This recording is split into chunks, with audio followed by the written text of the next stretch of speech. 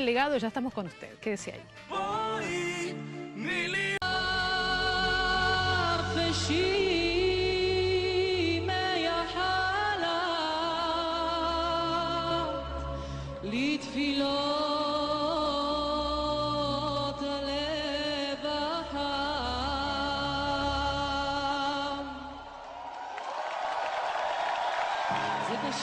זה קשה כשגעגוע מול ירח כאן לרגע ובורח אחריו רודף הבכי זה קשה כשגעגוע מול ירח כאן לרגע. Ahí estamos viendo el clip de Boaz Mauda. Boaz Mauda es un artista nuevo, un artista israelí. Participó de un concurso, una especie de concurso como Operación Triunfo, que se llama Kohav Nolad. Nació una estrella.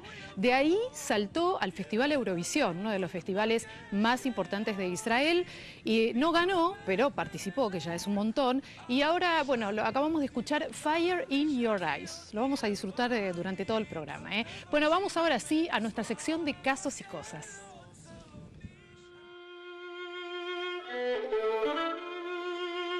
Un 16 de octubre, pero de 1886, nace en Polonia David Ben-Gurión. Convencido del ideal de dotar a los judíos de un estado propio, emigró muy joven a Palestina en 1906. En 1908 comenzó a formar una organización armada de defensa de los colonos judíos frente a los ataques de la población árabe, el Ashomer. Al estallar la Primera Guerra Mundial, fue expulsado por el gobierno turco, que dominaba entonces Palestina, por las sospechas que despertaban las actividades de la Shomer. Se alistó en la Legión Judía para luchar de parte de los aliados. Desde que Palestina pasara a ser mandato británico, Ben-Gurión se centró en la reconstrucción del país y en el encuadramiento de los inmigrantes judíos que iban llegando. Su liderazgo indiscutible le llevó en 1933 a presidir la agencia judía, que actuaba como gobierno informal de los judíos de Palestina. Al acabar la Segunda Guerra Mundial, en 1945, la agencia se mostró abiertamente partidaria de dividir Palestina en un territorio árabe y otro judío, sobre el que edificar un Estado propio, política admitida por las Naciones Unidas en 1947. Ben-Gurión, convertido ya en primer ministro y ministro de Defensa del gobierno provisional, proclamó la creación del Estado de Israel en 1948 y dirigió la Guerra de la Independencia. Vencedor en las elecciones de 1949, 1951, 1955, 1957 y 1961, David Ben-Gurión fue primer ministro de 1948 a 1963. Lúcido e inmiscuido en la vida pública hasta el fin de sus días, llamó luego de la Guerra de los 6 días a devolver todos los territorios conquistados al cabo de la contienda, excepto Jerusalén Oriental y los Altos del Golán, a cambio de una paz verdadera con los vecinos árabes. David Ben-Gurión falleció el 1 de diciembre de 1973. Su tumba, junto a la de su esposa Paula, está enclavada en el desierto que él mismo vio florecer. Un 17 de octubre, pero de 1915, nace en Nueva York el influyente dramaturgo teatral del siglo XX, Arthur Asher Miller. Arthur Miller nació en Nueva York el 17 de octubre de 1915. Tercer hijo de un matrimonio de inmigrantes austríacos, se graduó en la Abraham Lincoln High School y para pagarse los estudios de periodismo que cursó en la Universidad de Michigan, trabajó en una radio local, en un almacén y como editor de noche en el Michigan Daily. Tras finalizar sus estudios, regresó a Nueva York y se inició en la escritura de seriales radiofónicas. Influido por Ibsen, Miller mostró su preocupación por la sociedad que la rodeaba y su problemática en Todos eran mis hijos, donde abordó la actividad de los que se aprovechan de la guerra. La obra obtuvo el premio de la crítica de Nueva York en 1948, inscribió al autor dentro del realismo norteamericano de su tiempo y supuso su espaldarazo definitivo. 2 años después, llegaría su mayor triunfo con una denuncia del carácter ilusorio del sueño americano, La muerte de un viajante, obra por la que obtuvo el Pulitzer de teatro y el Premio de la Crítica de Nueva York. Su obra Las brujas de Salem era en realidad una denuncia contra las investigaciones que desde 1946 llevaba a cabo el denominado Comité de Actividades Antiamericanas. En 1956, Miller compareció ante el comité, que lo condenó por desacato al no querer delatar a los miembros de un círculo literario sospechosos de actividades precomunistas. Miller apeló la sentencia y finalmente fue absuelto. La vida de Arthur Miller cambió radicalmente cuando, tras divorciarse de su primera mujer Mary, el 29 de junio de 1956, contrajo matrimonio con la mítica actriz Marilyn Monroe. El matrimonio hizo correr ríos de tinta durante los casi 5 años que duró.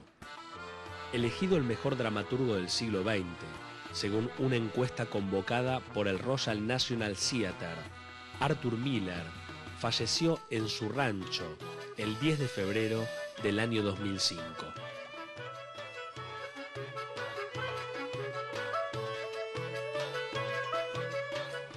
Muy bien, seguimos en AMIA El Legado y voy a darle la bienvenida ahora a Pablo Andrés. Claro, ¿quién es Pablo Andrés? Él es trabajador de la TV pública, está con nosotros, es sonidista de nuestro programa y hoy nos va a contar sobre una experiencia muy particular. Pablo, ¿qué tal? Buenos días. Bienvenido, ¿cómo estás? Bien, muy bien.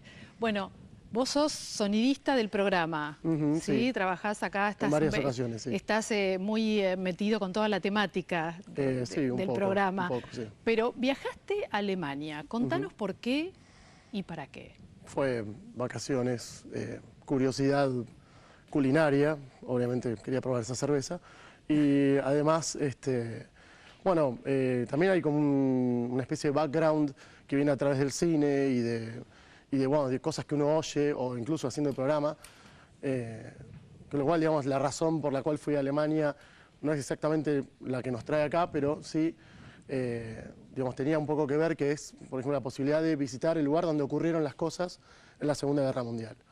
¿Vos ya viajaste pensando que ibas a hacer esto o te surgió estando ahí que dijiste voy a ir a visitar este lugar? En realidad no era que tenía un plan así establecido, pero sí sé que es algo que despierta un interés. Y tener la posibilidad de estar ahí, digamos, es como perdérselo, no está muy bueno.